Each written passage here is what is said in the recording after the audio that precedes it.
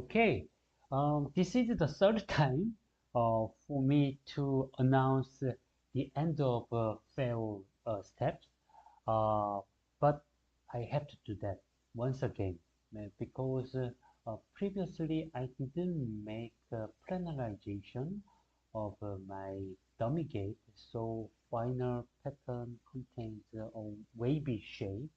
Uh, but I corrected that problem, so I think that I'm getting closer to more realistic one.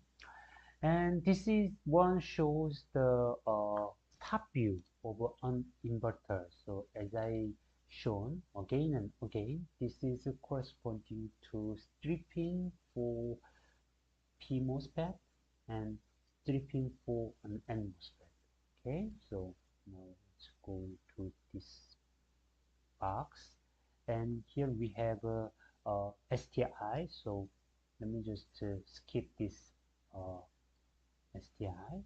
So here you can see that this red one is corresponding to the substrate. Of course, substrate itself is quite thick, but in this case, I just make it short because its thickness is not that important to me. And here we have a fin. Yes, and this fin is maybe 62 nanometer tall. However, uh, almost half of it is just surrounded by this STI. So the upper part is about 32, and here we have something, and this is corresponding to the gate cut, so we can also eliminate it. Now we have our structure shown here. Then where is the gate and where is the source?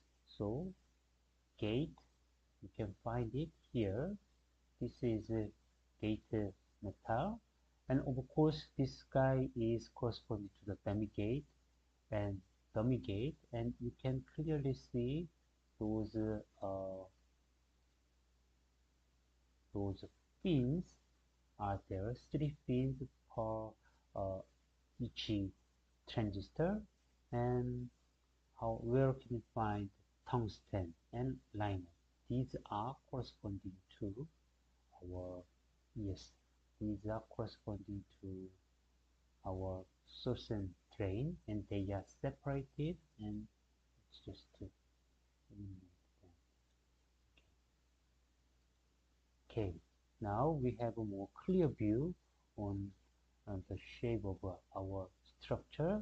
So you can see that now there are source and drain regions for N MOSFET and P MOSFET. As I told you repeatedly, so their shapes are not realistic, and also for N MOSFET and for P MOSFET, they have different shapes, but they are treated identical. So I have to also improve that uh, problem or that situation. And where can you find the spacers? And this is corresponding to the spacers. So spacers, and without spacers, now we can clearly see that source, drain, and they are separated, and you can find this fin.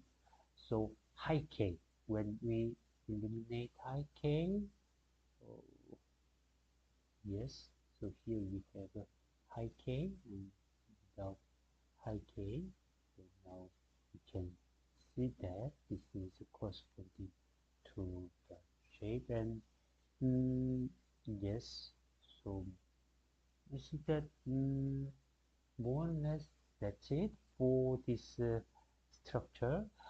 One of the problem was to determine the height of each layer. Actually, I'm not quite sure the current values are really realistic or practical, but I'm doing my best. For example, the height of this pin, the actual part is 32 nanometer tall.